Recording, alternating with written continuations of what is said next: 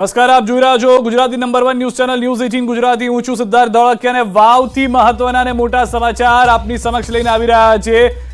ગુજરાતની અંદર વાવમાં ફરી એક વખત હેટ્રિક તરફ જતી કોંગ્રેસ જોવા મળી રહી છે। 11મા રાઉન્ડના અંતે કોંગ્રેસ 12,814 મતથી આગળ ચાલી રહી છે। સતત 11મા રાઉન્ડમાં ગુલાબસિંહ આગળ ચાલી રહ્યા છે। જો કે અનેક લોકોનું માનવું છે કે પિક્ચર બદલાઈ શકે છે। હજી 23 રાઉન્ડ છે, પિક્ચર બદલાઈ શકે છે। તો વાવના પરિણામને લઈને સૌથી મોટા સમાચાર, વાવમાં 50% મતની ગણતરી પૂર્ણ થઈ ગઈ છે, એટલે કે હજી પણ 50% મતની ગણતરી બાકી છે। 11 રાઉન્ડની ગણતરી પૂરી થઈ છે, 12 રાઉન્ડની ગણતરી હજી બાકી છે, કુલ 23 રાઉન્ડ છે। હવે અહીંયા આગળથી જો સ્વરૂપજીને જીતવું છે તો એ 11,000ની લીડ જે ગુલાબસિંહે મેળવી છે તે કાપવાની રહેશે। અત્યારના જે લેટેસ્ટ ટેલી છે તે પ્રમાણે ગુલાબસિંહ પાસે 51,724 મત છે, સ્વરૂપજી પાસે 38,910 મત છે અને માવજીભાઈ કે જે એક અપક્ષ ઉમેદવાર તરીકે લડ્યા હતા તેઓ 13,583 મત સાથે હજી પણ આગળ વધી રહ્યા છે। પરંતુ કેટલીક મહત્વની બેઠકો, કેટલીક મહત્વની જિલ્લા પંચાયત કે જેની ગણતરી હજુ બાકી છે। વાવની અંદર આ 12 રાઉન્ડ જે છે તે જ્યાં સુધી ખતમ નથી થતા ત્યાં સુધી કોઈ એકની જીત માની લેવી તે મુશ્કેલી ભર્યું છે। હજી પણ વાવ પેટા ચૂંટણીમાં 11 રાઉન્ડની ગણતરી પૂર્ણ થઈ છે, 12 રાઉન્ડની ગણતરી બાકી છે। એ વચ્ચે એક મહત્વના સમાચાર એ પણ મળી રહ્યા છે કે ગુલાબસિંહની જે લીડ છે તે કાપવા માટે હજી પણ ભાજપ દાવો કરી રહ્યું છે। 12 રાઉન્ડની જે ગણતરી બાકી છે તેમાં ભાજપ જીતશે તેવી વાત કરવામાં આવી રહી છે।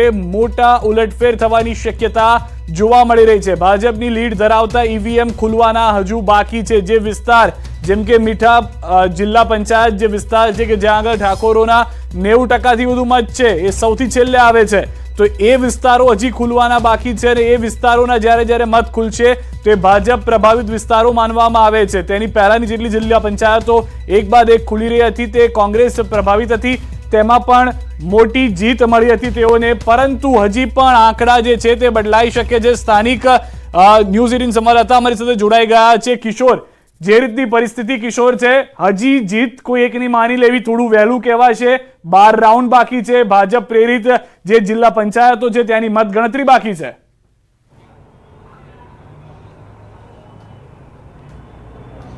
ચોક્કસથી સિદ્ધાર્થ, હજી સુધી ભાજપ પ્રેરિત જે જિલ્લા પંચાયતો છે, સણવા, મોરવાડા તેમજ મીઠા જિલ્લા પંચાયત છે ત્યાં ક્યાંક ને ક્યાંક ભાજપને લીડ મળી શકે છે। તે ઉપરાંત જે ભાભર નગરપાલિકા છે તે ભાજપને જે લીડ આપતી હોય છે, આમ ક્યાંક ને ક્યાંક ચિત્ર બદલાઈ શકાય છે। અત્યારે 12,774 મતોથી 11 રાઉન્ડના અંતે કોંગ્રેસ આગળ ચાલી રહ્યું છે, પરંતુ જેમ જેમ રાઉન્ડ વધશે 14 રાઉન્ડ પછી તેમ જે કોંગ્રેસની જે સરસાઈ છે તે કોંગ્રેસની સરસાઈ ઘટતી જશે અને આમ ક્યાંક ને ક્યાંક ભાજપ આગળ થઈ શકે છે જે 15મા રાઉન્ડ પછી। અને જો 15મા રાઉન્ડ પછી જો ભાજપ આગળ ના થાય તો ક્યાંક ને ક્યાંક કોંગ્રેસ જે છે તે જીતી શકે છે। અત્યારે તો જ્યારે ભાજપના તરફી જે ગામો છે તે ગામોની મતપેટીઓ ખુલવાની બાકી છે, જ્યારે તે બાજુના ઈવીએમઓ ખુલશે તે સમયે જે ચિત્ર સ્પષ્ટ થશે। પહેલાં એવું લાગતું કે આ ત્રિપાંખીયો જંગ છે, પરંતુ માવજીભાઈ પટેલના જે જે વિસ્તારો હતા, જે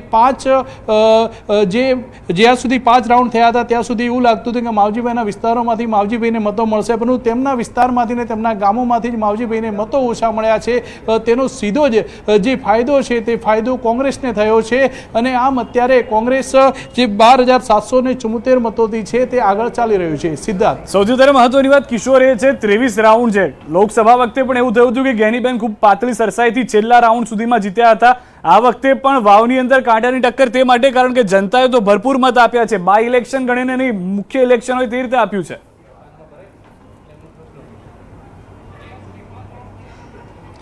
ચોક્કસથી જે આ વાવ વિધાનસભાની પેટા ચૂંટણી હતી, પરંતુ જે ત્રિપાંખીયો જંગ થયો હતો તેને લઈને જે છે તે જે મતદાન થયું હતું આ મતદાન 70.55% થયું હતું। આમ ખોબલે જે મતો છે તે આ વાવ મત વિસ્તારની જનતાએ આપ્યા હતા। પરંતુ મહત્વની વાત તો એ છે કે જ્યારે ભાભર નગરપાલિકા ખુલે છે તે ભાજપ તરફી રહેતી હોય છે અને દર વખતે જે મીઠા જિલ્લા પંચાયત હોય છે ત્યાં ઠાકોરોના 90% મતો છે તે હંમેશા જ્ઞાનીબેન તરફી રહેતી હોય છે, પરંતુ પરંતુ આ વખતે ભાજપમાંથી ઠાકોર ઉમેદવાર સ્વરૂપજી છે તેને લઈને મીઠા જિલ્લા પંચાયત છે જે ભાજપ તરફ રહી શકે છે. આમ અત્યારે કોંગ્રેસ આગળ ચાલી રહ્યું છે, પણ ક્યાંક ને ક્યાંક જે ચિત્ર છે તે સિદ્ધાર્થ બદલાઈ શકે છે. સિદ્ધાર્થ, કિશોર, સ્પષ્ટ વાત એ તો છે જ કે 23 રાઉન્ડ સુધી રાહ જોવી પડશે. 15, 16, 17માં રાઉન્ડે આપણે કહી નહીં શકીએ કે જીતી ગયા અથવા તો જીત થઈ ગઈ છે, કારણ કે મતદાન મોટા પ્રમાણમાં થયું છે.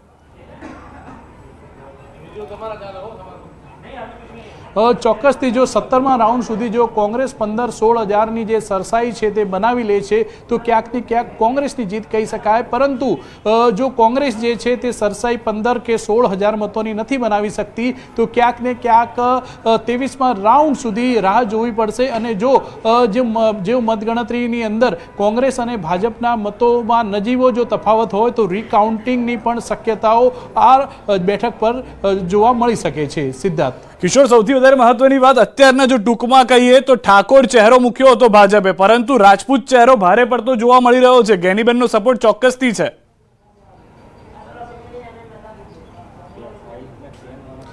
ચોક્કસથી જે આ બેઠક પર આમ તો વાવ વિધાનસભામાં 3 તાલુકાઓ આવે છે, સુઈગામ, વાવ અને ભાભર. જે સુઈગામ અને વાવ જે તાલુકો છે તે સુઈગામ અને વાવ હંમેશા કોંગ્રેસ તરફી રહેતો હોય છે અને ભાભર તાલુકો જે છે તે ભાજપ તરફી ક્યાંક ને ક્યાંક રહેતો હોય છે. પરંતુ જે અત્યારે જે ઈવીએમઓ જે ખુલ્યા છે તે સુઈગામ અને વાવના જે ખુલ્યા છે તેમાં ક્યાંક ને ક્યાંક કોંગ્રેસ આગળ ચાલી રહ્યું છે.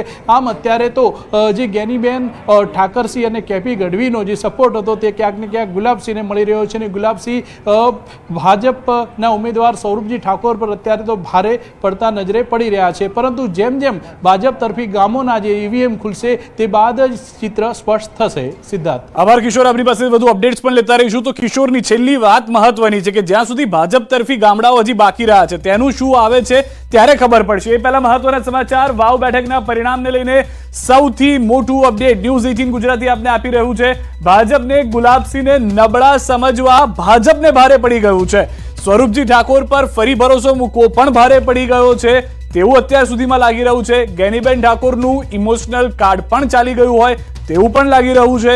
માવજી પટેલે ભાજપની બગાડી છે બાજી, તે સ્પષ્ટ રીતે જોવા મળી રહ્યું છે. અને ઠાકોર ચહેરા પર રાજપૂત ચહેરો પણ ભારે પડી રહ્યો છે. ગેનીબેન ઠાકોર મત લઈને આવી રહ્યા છે, ગુલાબસિંહ રાજપૂત મત લઈને આવી રહ્યા છે, ઠાકરસિંહ રબારી મત લઈને આવી રહ્યા છે, જિગ્નેશ મેવાણી દલિતો મત લઈને આવી રહ્યા છે. તો આ તમામ જે સમીકરણ બેસાડવામાં આવ્યું હતું તે અહીંયા આગળ સક્સેસફુલ થતું જોવા મળી રહ્યું છે. મહારાષ્ટ્ર અને ઝારખંડની પણ વાત કરીશું, પરંતુ કેતનભાઈ અમારી સાથે જોડાયેલા છે તેની સાથે એક વાવનું ક્વિક રિએક્શન લઈ લઈએ. કેતનભાઈ, વાવ માટે અથવા તો કોઈ પણ જગ્યાએ જ્યારે બાય ઇલેક્શન થાય તો એવું માની લેતા હતા કે જેની સરકાર હોય એનો ધારાસભ્ય જનતા ચૂંટીને મોકલી દેતી હોય છે. વાવમાં કંઈક અલગ કરવાની પહેલેથી વૃત્તિ લઈ રાખે છે, એ જોવા મળી રહ્યું છે કદાચ અત્યારે. ના, એટલે હજી પણ આપણે તમે વાત કરીએ એમ પરિણામો સ્પષ્ટ હજી આપણી પાસે નથી, કારણ કે હજુ 11 રાઉન્ડ પછી લગભગ 12 રાઉન્ડ ખોલવાના બાકી છે. એટલે 17માં 18માં રાઉન્ડ સુધી જો આ સ્થિતિ ચાલુ રહે તો આપણે કદાચ એવું માની શકીએ કે હવે ગુલાબસિંહ માટે જીત લગભગ આસાન થઈ ગઈ છે. પણ હજુ 16-17 રાઉન્ડ સુધી આપણે એક તો રાહ જોવી પડે. જે વાત તમે કરી સાચી વાત છે કે પેટા ચૂંટણીઓમાં હંમેશા શાસક પક્ષનો ભાર રહેતો હોય છે, કારણ કે એની પાસે મશીનરી હોય છે. આખી તમે જુઓ કે મુખ્યમંત્રી સહિતની આખી ભારતીય જનતા પાર્ટીની ટોચની નેતાગીરી વાવમાં ધામા નાખીને પડી હતી. પણ વાવ કોંગ્રેસ કરતા બી ગેનીબેન લડતા હોય એવું સ્પષ્ટ દેખાતું હતું કે બનાસકાંઠા લોકસભામાં જે રીતે ભાજપના પ્રચંડ વાવાઝોડા વચ્ચે પણ જે રીતે ગેનીબેન જીત્યા અને જે ગેનીબેનના મતગણતરીમાં જોવા મળતું હતું એ જ લગભગ અત્યારે જોવા મળી રહ્યું છે કે નેક ટુ નેક. ભલે લીડ થોડીક વધારે છે પણ છેલ્લે હું માનું છું કે 23મા રાઉન્ડના અંતે જે જીતશે એની સરસાઈ કદાચ પાતળી હશે. કદાચ આના કરતાં 15,000 કરતાં ઓછી પણ હોય, 5-7 હજારની લીડ સુધી પણ આવી શકે અથવા તો 12-15 હજારની લીડ સુધી પણ જઈ શકે. પણ ગેનીબેન માટે આ એક વ્યક્તિગત પ્રતિષ્ઠાની લડાઈ હતી. કોઈ પણ સંજોગોમાં એણે બનાસકાંઠામાં પોતાનો હોલ્ડ જાળવી રાખવો હોય તો વાવની બેઠક કોંગ્રેસને અપાવવી એના માટે જરૂરી હતી. સામે ભારતીય જનતા પાર્ટી માટે પ્રતિષ્ઠાનો પ્રશ્ન હતો, કારણ કે બેઠક તો કોંગ્રેસની જ હતી. એટલે ભારતીય જનતા પાર્ટીએ આમ જોવો તો કંઈ ગુમાવવાનું નથી. કોંગ્રેસ હારે તો કોંગ્રેસ માટે એક વધારે નાલેશીજનક સ્થિતિ ઊભી થઈ શકતી હતી વાવમાં, અને થઈ શકે છે હજી જો હારે તો. એટલે હું માનું છું કે પોલિટિકલ ઇક્વેશનમાં, રાજકીય સમીકરણોમાં વાવની હારજીતથી બહુ ફરક નહીં પડે, પણ કોંગ્રેસની જે પરિસ્થિતિ છે, રાજકીય પરિસ્થિતિ, એના ઉપર ઘણા અંશે ફરક પડશે. જો કોંગ્રેસ જીતે છે ગુલાબસિંહ તો હું માનું છું કે કોંગ્રેસની જે પ્રતિષ્ઠા છે એ સચવાઈ જશે. પણ હારે તો કોંગ્રેસ માટે ગુજરાતમાં એક વધારે મુશ્કેલી, અને ખાસ કરીને ગેનીબેનનું જે પોલિટિકલ વેઇટ લોકસભામાં જીત્યા પછી જે રીતે વધ્યું એમાં ક્યાંક ને ક્યાંક થોડોક ઘટાડો જોવા મળી શકે. એટલે આપ અને કિશોર જે બંને કહી રહ્યા હતા એ પ્રમાણે અત્યારથી પ્રિડિક્ટ કરી લેવું કે ગુલાબસિંહ જીતે હજી અઘરું છે કારણ કે 11-12 રાઉન્ડ છે સિદ્ધાર્થભાઈ. હું માનું છું કે 15 થી 17 રાઉન્ડ જાય પછી છેલ્લા 5 રાઉન્ડમાં કદાચ 15,000ની લીડ છે એ કાપવી પ્રતિસ્પર્ધી માટે મુશ્કેલ બની જાય. પણ હજી 50% ગણતરી થઈ છે, 50% ગણતરી બાકી છે, ને આ બીજા 50%માં જો 15,000ની લીડ કપાઈ જાય તો છેલ્લે 500,000 કે 2,500-3,000ની મતથી કોઈ પણ ઉમેદવાર આઈધર સાઈડ જીતી શકે છે એમ. એટલે હું માનું છું કે આપણે રાહ જોવી જોઈએ. લગભગ 15 કે 17 રાઉન્ડ પછી પણ જો ગુલાબસિંહ 15,000ની સરસાઈથી આગળ ચાલી રહ્યા હોય, 12-15,000ની, તો આપણે એવું માની શકીએ કે હવે કોંગ્રેસ માટે જીતનો રસ્તો ખુલી ગયો છે. અહીંયા આગળ એક મેઇન વાત હતી, કારણ કે પહેલા 5 રાઉન્ડ સુધી હું જ્યારે જોતો હતો ત્યાં સુધી માવજીભાઈની પણ ફટકેબાજી ચાલતી હતી. એ ખૂબ જ સારી રીતે આગળ જતા. જ્યારે 6,000 મને યાદ છે કે ગુલાબસિંહના જ્યારે 12,000 મત હતા ત્યારે માવજીભાઈ 7,000. પણ હવે આખું પાછળ રહી ગયું. તો હવે ઇક્વેશનમાં પણ કદાચ મદદરૂપ થાય એવું નથી કે ખાલી ભાજપ કોંગ્રેસ વચ્ચે, પણ માવજીભાઈ મત લઈ જાય તોય સ્વરૂપજીને ફાયદો થઈ શકે છે. એ જ હું કહું છું. પણ હું માનું છું કે માવજીભાઈ છેલ્લે જે રીતે અટકી ગયા છે એ જોતા બંનેના તમે જો 51,000 38,000ની સામે માવજીભાઈ 13,000 મત છે. એટલે માવજીભાઈ જેને કહેવાય ને કે ગાજા મેઘ વરસ્યા નહીં બહુ. આ તમે ચૂંટણીમાં જુઓ તો આખો જે પ્રચાર હતો એ માવજીભાઈને કેન્દ્રમાં રાખીને હતો, સ્વરૂપજી કે ગુલાબસિંહનો નહોતો.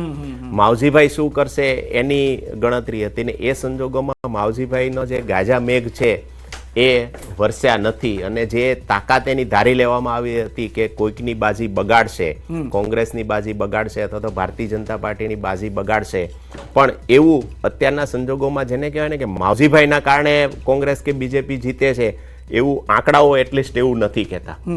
પણ ટૂંકમાં એટલું જાણું તો ચૌધરી સમાજના જે મત હતા આપણે વિચારીને ચાલતા હતા કે કદાચ સ્વરૂપજી જોડે રહે, કારણ કે બીજેપીની એટલી મોટી તાકાત હતી કે ચૌધરી સમાજના લઈ આવે. શંકરભાઈ ચૌધરી એ વિસ્તારના છે, એ લીડરશિપ ચૌધરીની છે. એટલે અને હંમેશા સિદ્ધાર્થભાઈ કેવું હોય છે કે આપણે જ્યારે માની લેતા હોઈએ છીએ કોઈ સમાજનો નેતા જ્યારે લડવા આવે ત્યારે કે ભાઈ બધો જ સમાજ એને મત. ભૂતકાળમાં તમે નજર કરો કે 2012ની વિધાનસભાની ચૂંટણીમાં કેશુભાઈ સહિત એવું કહેવાતું કે આખો પટેલ સમાજ હવે પરિવર્તન પાર્ટી તરફ જશે, પણ એને બદલે પટેલ સમાજના મોટા ભાગના મત ભારતીય જનતા પાર્ટી. એટલે કોઈ એક નેતાના જવાથી આખો સમાજ ક્યારેય, ભૂતકાળની કોઈ પણ ચૂંટણી તમે જોઈ લો, કોઈ એક નેતાના જવાથી કોઈ પણ આખો સમાજ કોઈ એક નેતાની સાથે જાય એવું ભૂતકાળમાં પણ ક્યારેય નથી બન્યું. એટલે આ પોલિટિકલ પાર્ટીઓએ કે નેતાઓએ એવો વેમમાંથી બહાર નીકળી જવાની જરૂર છે કે ચૌધરી સમાજનો નેતા ગયો એટલે બધા ચૌધરીઓ મત આપી દેશે. દરેક પોલિટિકલ પાર્ટીમાં એના કમિટેડ વોટ હોય છે. ભારતીય જનતા પાર્ટીમાં પણ પટેલોના કમિટેડ વોટ હોય છે, કોંગ્રેસમાં પણ એના કમિટેડ વોટ હોય છે. એટલે એક નેતાના જવાથી કંઈ બહુ મોટો ફરક પડતો નથી. ઠીક છે કે એ કદાચ નેરો માર્જિનથી ચાલતા હોય તો માવજીભાઈ કોંગ્રેસને કે ભાજપને જીતાડવામાં કે એને હરાવવામાં ક્યાંક ને ક્યાંક ભૂમિકા ભજવી શકે, પણ એનાથી વધારે આમાં એનું પોલિટિકલ વેઇટેજ બહુ મજબૂત બનીને બહાર નીકળ્યું નથી. ઉલટાનું એમના માટે રાજકીય રીતે શરમજનક સ્થિતિ એક તો ખોવી પડી. આપણે બેંક તરીકે એમને જવાબદારી જતી રહી એમની પાસે, ચેરમેન તરીકેની. પણ શિરીષભાઈ પણ અમારી સાથે જોડાઈ ગયા છે. નસીબદાર છું એન્કર તરીકે કે બે મહાન એક્સપર્ટ અમારી સાથે છે જેમની પાસેથી સમજી શકાય એવું છે. તેમની પાસે જે તે પહેલા વાવ બેઠક પર માવજી પટેલ 3જા નંબરે છે અત્યારના. માવજીભાઈ હજી પણ જીતની આશા રાખી રહ્યા છે. ન્યૂઝ 18 સાથે વાતચીત કરી હતી તેમને.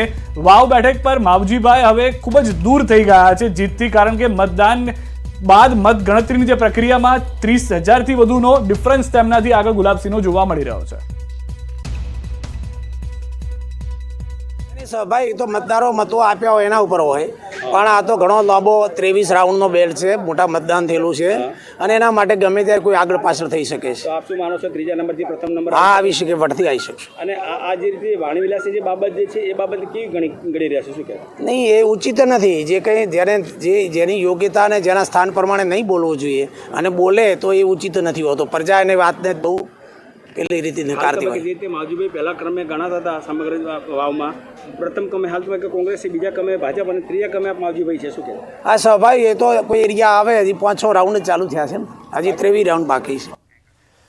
શિરીષભાઈ હજી ઘણા રાઉન્ડ બાકી છે, પરંતુ જે હું હમણાં કેતનભાઈ સાથે પણ વાત કરતો હતો કે જ્યારે વાવમાં ચૂંટણી હતી કે ગુજરાતમાંથી જ ખબર નહોતી પડતી, અને એ પણ પાછું માવજીભાઈના આવવાના કારણે એવું થયું હતું કે ભાઈ હવે તો એવું થઈ ગયું છે કે અહીંયા આગળ અલગ જ ખેલ થઈ ગયો છે. પણ આંકડા કંઈક અલગ છે. શું હજી પણ આશા ભાજપે રાખવી? કારણ કે હજી 12 રાઉન્ડ બાકી છે. આપને એક અપડેટ આપી દઉં, 11 રાઉન્ડનું જ મતગણતરી થઈ છે, હજી 12 રાઉન્ડની બાકી છે. See it's overhyped election.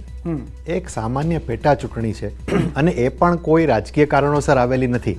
બરોબર કે ભાઈ કોંગ્રેસમાં હતા ને ભાજપમાં ગયા કે કાંઈ બહુ મોટી હલચલ થઈ ગઈ અને હવે બંને પાર્ટીઓ આમને સામને આવી ગઈ છે અને હવે ખરાખરીનો જંગ જેવું હતું નહીં. ટેકનિકલ રીઝન હતું, બેને રાજીનામું આપ્યું, સીટ ખાલી પડી અને 2 ટર્મથી આની પહેલાની 2017 2022 બંને ટર્મમાં ગેનીબેન પાસે જ આ બેઠક હતી. એટલે આપણે એવું કહી શકીએ કે ઓલમોસ્ટ જો કોંગ્રેસ આ પ્રકારે જ લીડ જાળવી રાખે છે, 1-2 આગળ પાછળ થાય અને કોંગ્રેસ આ જ ગતિથી લીડ જાળવી રાખે તો એટલું નક્કી કે ગેનીબેને પોતાની બેઠક જાળવી રાખી અને ગેનીબેનનું જે સ્ટેટસ કોંગ્રેસમાં છે એ વધશે. પણ જેમ હમણાં હું ત્યાં બેઠા બેઠા સાંભળતો હતો કેતનભાઈએ કહ્યું એ વાત પણ સાચી છે કે 12-13 હજારની લીડ કમ્પેરેટિવલી સેફ ગણાય અત્યારે, પણ હજુ જો એવા પોકેટ્સ કે જે ભાજપ તરફી છે ત્યાંમાં એકદમ એનમાસ ખુલી જાય અને બંને વચ્ચેનો જંગ જે છે 1000, 2000 અને 500-600 ઉપર આવીને ઊભો રહે તો યસ હજી 5 થી 6 રાઉન્ડ આપણે કમસે કમ રાહ જોઈ. બાબર બાકી છે, બાબર બાકી છે. એટલે બાબરનું નગરપાલિકા વાળું છે એટલે કદાચ આપણે એવું માનીને ચાલીએ કે બીજેપી તરફી હોઈ શકે, કારણ કે અત્યાર સુધીનું એનાલિસિસ એવું હતું, અમે જે કર્યું હતું એ પ્રમાણે કે જે જગ્યાએ કોંગ્રેસની લીડ હતી ત્યાંથી મળી છે એવું નથી, પણ ભાભર વાળું ને એ બધું જે મોટું જે મીઠા જિલ્લા પંચાયત બાકી છે. હા, એ હજુ આપણા પાસે ધ્યાનમાં નથી આવ્યું કે કેટલા વોટ ત્યાં કાઉન્ટ થયા છે. કરેક્ટ, ઠીક છે. અને બીજું એવું કાંઈ છે નહીં કે શહેરી કે અર્ધ શહેરી વિસ્તાર હોય એટલે ભાજપ તરફ ગયો હોય, ગામડાના લોકો છે કોંગ્રેસ તરફ ગયા હોય કે માવજીભાઈ બાજુ, એવું કાંઈ નથી. જે વિસ્તારમાં જેનું થોડું ઘણું વર્ચસ્વ છે, જેણે વધારે જોર લગાવ્યું છે એ આગળ છે. એક મહત્વના સમાચાર મળી રહ્યા છે.